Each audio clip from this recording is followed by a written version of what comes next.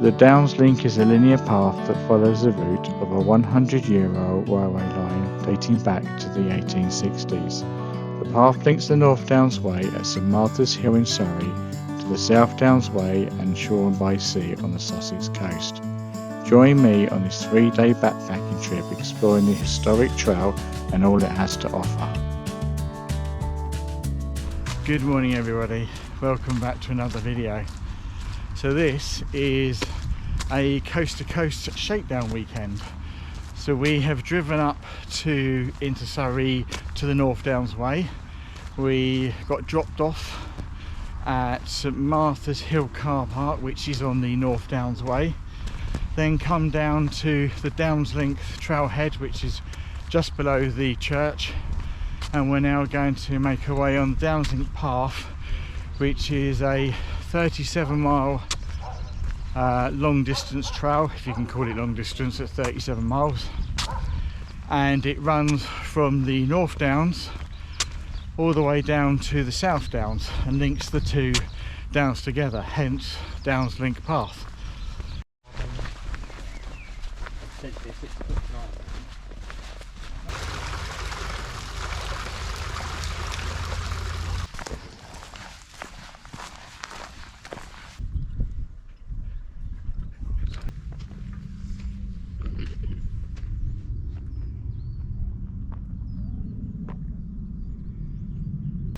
So the plan for today is to, from the trailhead at St Martha's Hill, is to work our way down to a place called Rudgwick, which is a small village, and there's a campsite called Riverside Farm just outside Rudgwick. It is a fantastic and glorious day. The weather is really, considering the weather we've had for the last few days, we thought it was going to be very wet, although we do know that the weather's not going to stay this way. There is going to be some rain possibly later on, certainly through the night, and I think it looks like it'll be a wet pack up tomorrow morning from the campsite for day 2.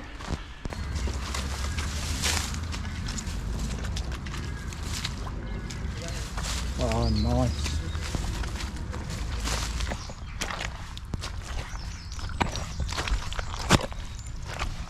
We're about, what are we in?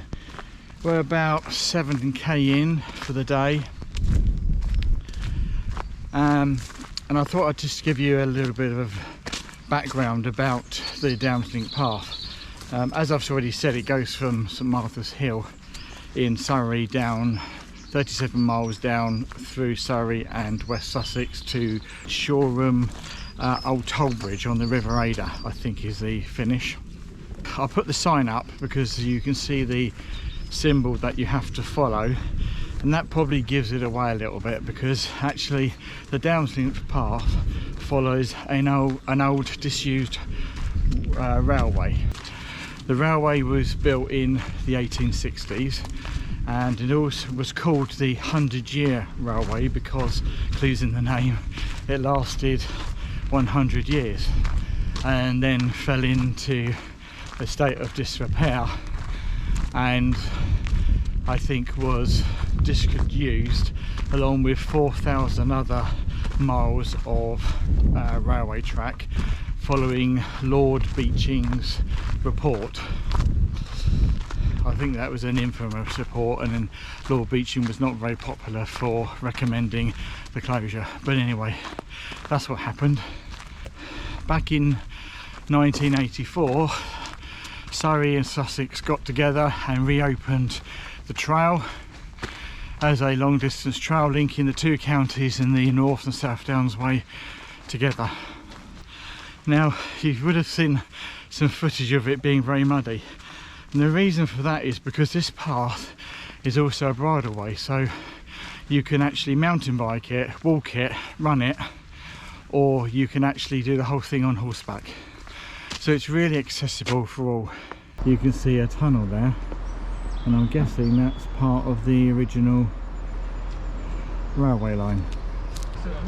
Way and Arrow Canal. I have just, as you can see, that is the path, and we've just walked up onto the platform. There's 2 stations in the whole of the 37-mile trail that are accessible. The rest I think are missing or have been taken away. And you can see the tracks would have been in there. That would have been the opposite platform, and it's still got the waiting area and the original gates down the bottom to cross the road. The volunteer society that manage the Wainaran Canal have built this recently, and it goes all the way through to Loxwood, which actually I have walked before, but there's only a small section of the canal that actually you can ride on canal boats. Most of it is still closed, or not even doesn't even have any water in it. It's all overgrown and disused, but one day they hope to connect it all the way back up. Cranley, 3 miles to go. I think there used to be a station there. South Downs Way, 27.5 miles to go.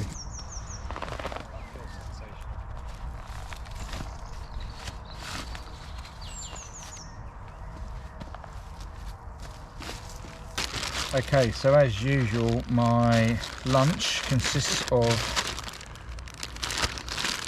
a tin of tuna mayonnaise, a wrap which I folded up, 2 cheese sticks to go in the middle, and some barbecued flavoured crackers.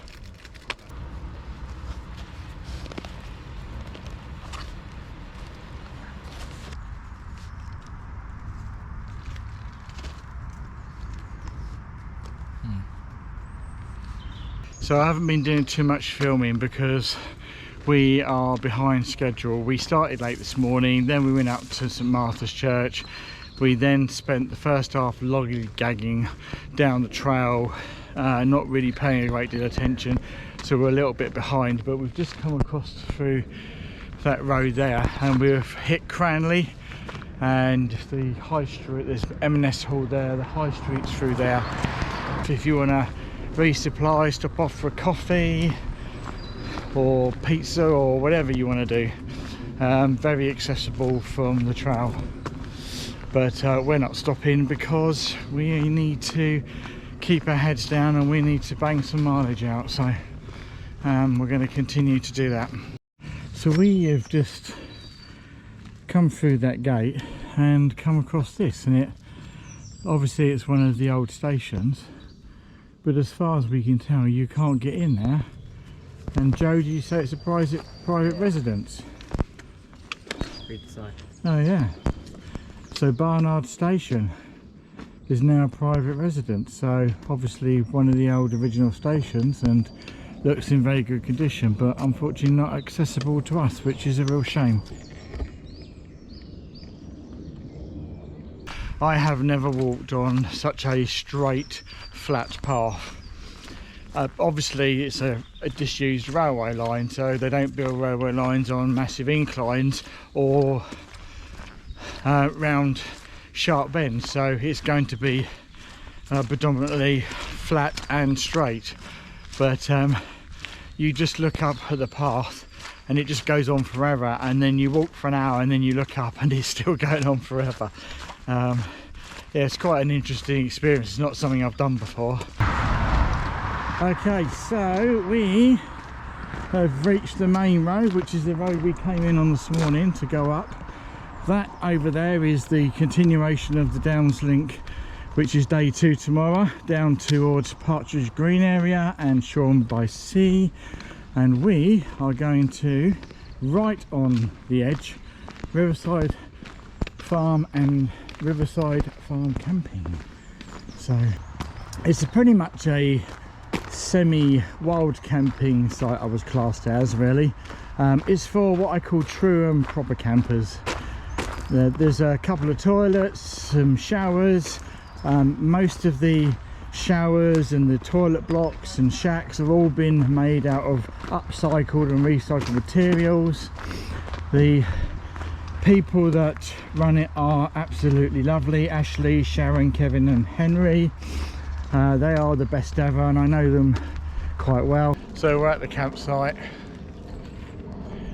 So we're going to get pitched up there. I'm not going to show you that because it's getting late, it's getting cold. So I'll do one of these. Okay, there you go, all set up. Got a bit darker because that's how Matt with his, but in the Big Agnes Copper Spur HV01. Joe's in the same, Matt's in the Hex Peak V4A, and Steve's in the Turnover Laser Competition.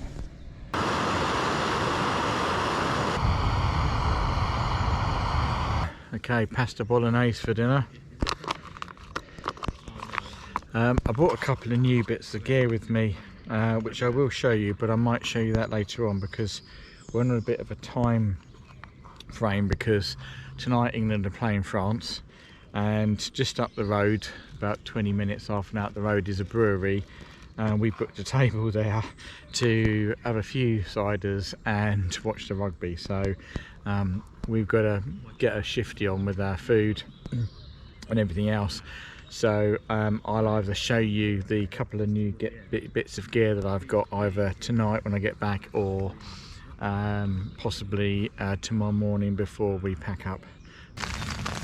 So as you can hear, the rain's come in. It managed to stay dry last night while we went to the brewery to watch the rugby, which was pretty good. Unfortunately we lost, but and then kicked in. I think it was a slight drizzle when we came out the brewery and came back, but it then kicked in after we got back. But we were all inside our tents by then.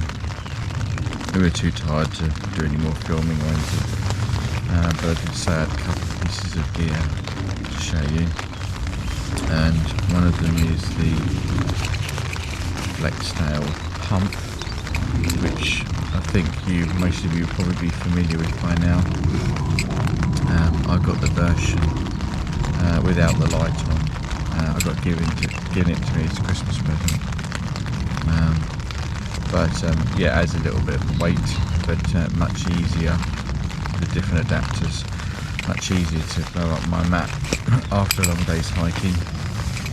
And then the other one I got is that I don't sleep very well at night, and I find it really difficult. So I do sleep well at night, but not in my small tent. For some reason I never slept particularly well, and I think some of it's been to do with the pillow, and I use the Eros large inflatable pillow, and I don't seem to be able to get that to work. So there's another weight penalty, but I've invested in the Thermarest pillow. This is the small version. It's a couple of 100 grams, so it's an extra 130 grams, I think, more than my Eros pillows. But it's much softer. You can cinch it up on this, cinches it up to make it firmer or softer, and it does roll up into a tube. If I can quickly do that, try and do it now. Roll it up, got a little flap on it.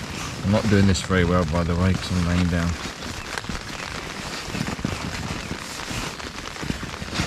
But it does roll up,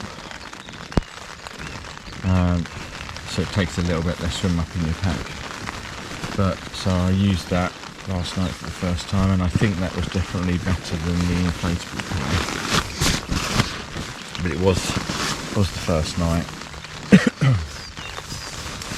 So today's plan is to go from here at Rudgwick down to through Southwater, Slindon and Southwater, and then through to Partridge Green, which is about 12 odd miles. But before that we need to get packed up and pack out the wets. Not the best ever, but it is what it is. And then get some breakfast and then get going. So I shall see you back on the trail. So other than my first brief video this morning about my couple of new bits of gear, it was a very wet pack up. Everything is absolutely soaked, obviously not the stuff inside the tent, and we have packed up and it's still raining. It's due to rain, I think, for most of the morning, probably till about mid-morning, maybe lunchtime, 12 o'clock, so a few hours walking in the rain. We're leaving the campsite now, Riverside Farm. As usual, Ashley, Kev, our dad, and the family gave us a very warm welcome, so thank you very much for letting us stay. Hope you enjoyed the pesto that I might have left for you if you're going to be watching this. And we are going to go, and just for context, that up there is the Downslink path. So you literally, when you get up there, you can see the campsite, you can't miss it. So it's a great place to stop if you're bike packing or walking. So we're going to leave here and then make our way down, as I said earlier, to, I think, through Slindon. We're not going to go into Slindon because you have to come off the trail. Through South Walton, I think it's South Walton Park, which is a big water sports area, and then down to West Grinstead, where I think there is another station there that you can see, and then on to Partridge Green, which is where our end point is for the day, and we're going to get picked up. And I think that's about 12-ish miles, give or take. I don't know how much film I'm going to do because obviously the rain ruins the camera lens. At the moment I can still see the camera lens to clear it off, but I'll do the best I can to film as much as I can. So there's a campsite just through there, that's where we were camped. This is the River Arun that runs through the campsite, which you can paddleboard on, and I'm standing on a bridge, and it's actually a double bridge. When they made the railway, they decided that the first bridge left too steep a gradient for the train to go over, so what they did is insisted that they then built another one, so you've actually basically got two bridges, one built on top of the other. Some really nice woodlands too, with lots of paths to go off and explore if you don't want to walk miles and miles of straightness.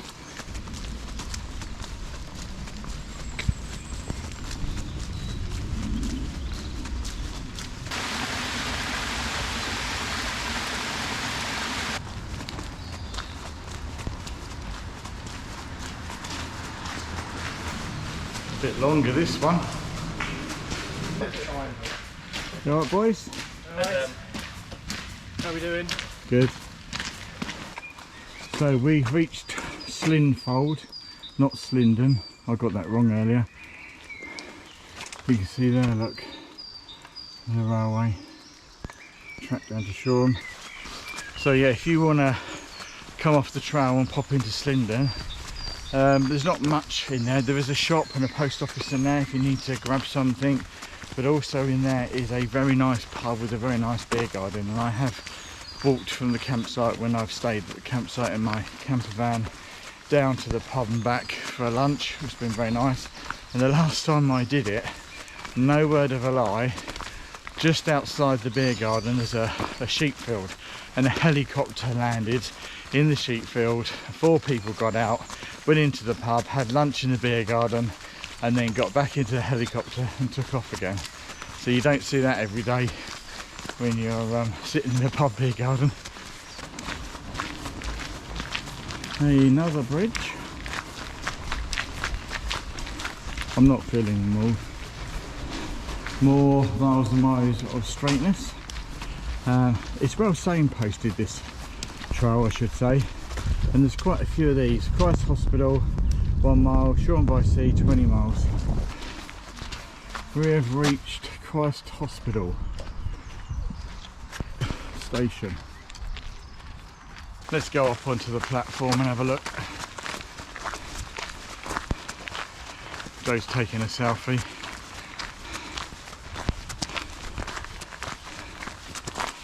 There you go. we have reached Southwater, and I guess there isn't anything left of Southwater station other than that sign behind me. Just as you come through Southwater town, another 5-10 minutes walk further down the trail, you come to Southwater Country Park, which is a very popular leisure facility with water sports, paddle boarding, model motorboat things and canoeing, and I think there's some sort of adventure thing at the back as well. But they have a lovely cafe here, which we have stopped off for a nice cup of tea and a bacon sandwich, or bacon baguette actually, to recharge the batteries, because this morning was a bit miserable packing up. And obviously they've got toilet facilities here, so if you're coming down, useful to know. So we've now got probably something in the region of about 4.5 miles to go till we get to Partridge Green, which is our end destination. And we're still hiking miles and miles of straightness. Boys, enjoying the miles and miles of straightness? Oh, absolutely. Repetitive. Never thought I'd want a bend before. Never so pleased to see a bend in a trail.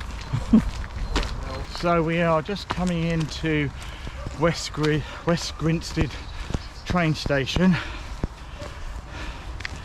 which is slightly unique in that whilst it has got a platform, the platform is in disrepair, so you can't really get on and access it. But it does have a car park here if you want to come here and you don't want to walk the trail. It's got some picnic benches, but it does have a, see behind me, a train carriage that's still here, and I think it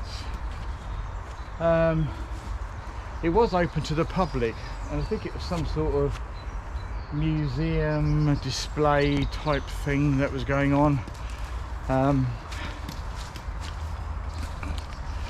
and someone's left their sit mat behind, and a couple of picnic benches, yeah, and then the station's over there, which we'll go over to in a sec. So here we are, West Grinstead station, which has got the old, one of the old gates there, signal, and 2 platforms, but unfortunately it's become a bit unsafe, so you can't walk on it, and a tunnel going through.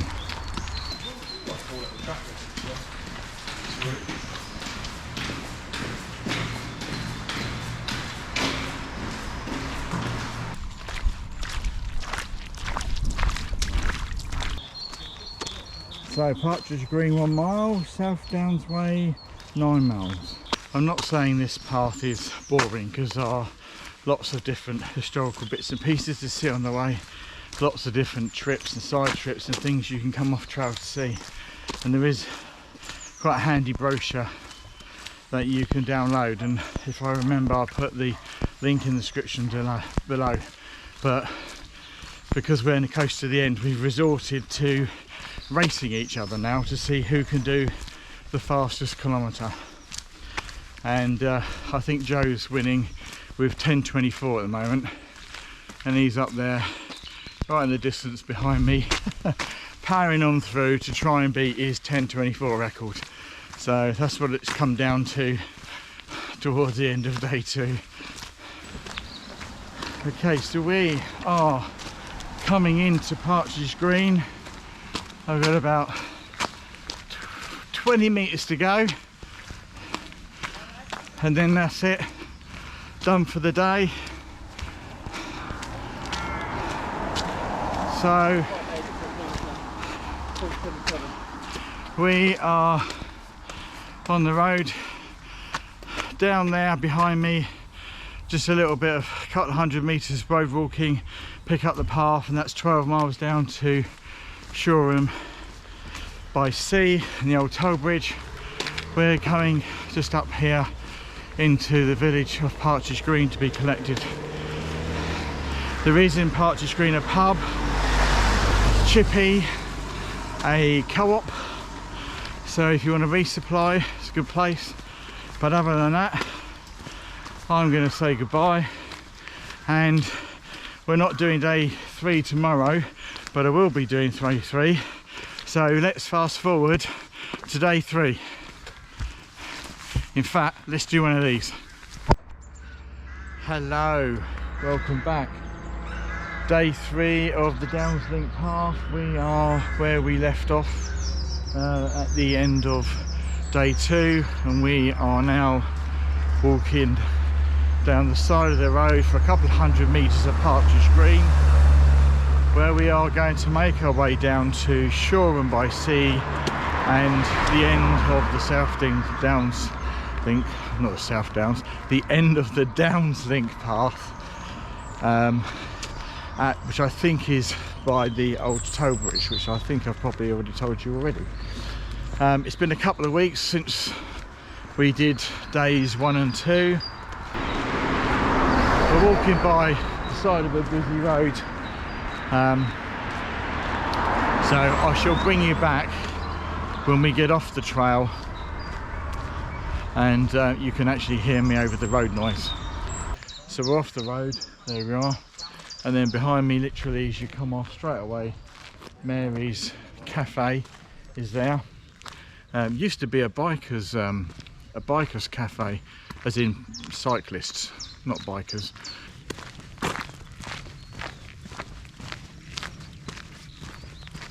So we are once again, day 3 isn't much different to day 1 and 2, miles and miles of more straightness. I can see by the end of the day that me and Joe will be back to finishing the day off in the same that we finished day 2 off in, trying to see who can do the fastest kilometre by the end of the day. So this, I don't know if this is actually part of the River Aider, but I think it might be in a tributary, and it goes down, and just a mile or so down there joins the River Aider, which you'll see later on. So we've just come across the cabin at Barrett's Farm, which I think is a dog walking facility, but it also looks like it does coffee and cake and pizza and things, so we're going to come and have a nose, because Joe already is hungry as usual. Oh look, there's even an Easter shop over there. Ducky things, which obviously at the moment there's a predominantly Easter theme, which I'm guessing you purchase, buy whatever you're going to buy over the counter at the cafe. But yeah, very nice. A little bonus find that I never knew existed.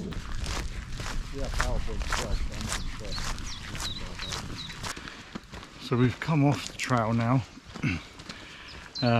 off the link path, and we're taking a slight detour to a trig point up near Rudgwick. We took a slight side trail to go and get a trig point, because myself and Stephen are collecting all the trig points in West and East Sussex as part of a little side venture. We've got a book where you log them all, but that one we saw on day 1 turned out not to be in Sussex, and it was actually on the Sussex borders path, and it was literally right the other side of the path, so it counts as Surrey, not Sussex. So that was a bit of a wasted effort, but there's one up here, so we're gonna go and grab and bag this one before returning back to the trail.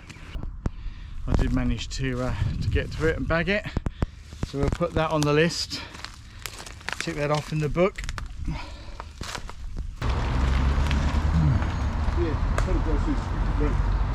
The end of the line. End of the line.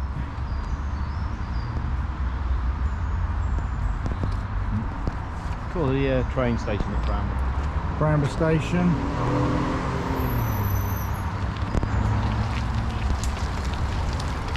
When we get to the river, should we stop there? Yeah. Still in line. As you come into Bramber, there's a main road, a very busy road, with a roundabout. So just take some cautions there when you're navigating that. But by the roundabout is also the entrance to Bramber Castle. So if you want a bit of a side trip, it literally is 2 minutes up a path and you're in the ruins of Bramber Castle, which I've been to before because it's local to me, but it's quite a nice place to go and take the kids or the dogs, have a run around, have a picnic, walk around the ruins. There's not a massive amount to see, but it's quite a nice place to go and spend a few hours if it's something that interests you. So we've come down here from that busy roundabout, and we can cross this road here and then cut through there, which is the Downs Link. You can actually, if you don't want to cross the busy road, carry on a bit further underneath the road bridge and then double back and then pick the path up that way.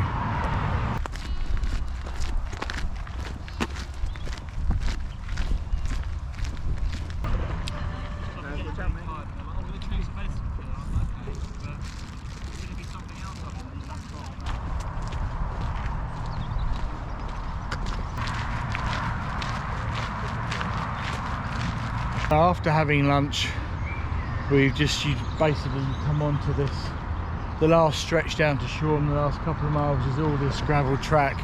It's very popular with dog walkers and bikes. The River Ada is there, which there is a path on there. You can walk down the edge of the river if you want to. I'm only sticking to the path purely to be a purist and make sure I've done the whole trail, but following the river is probably a nicer path to follow. And also you've got one of the main roads that comes from Bramber down to Shoreham-by-Sea next to us, so it's a bit noisy.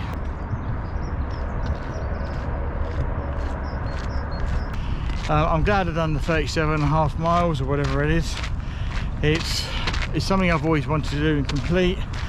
It's very accessible, whether you're walking, hiking, running, biking, on horseback, and there are many places that are wheelchair accessible. There's lots of places that you can get on and off and resupply.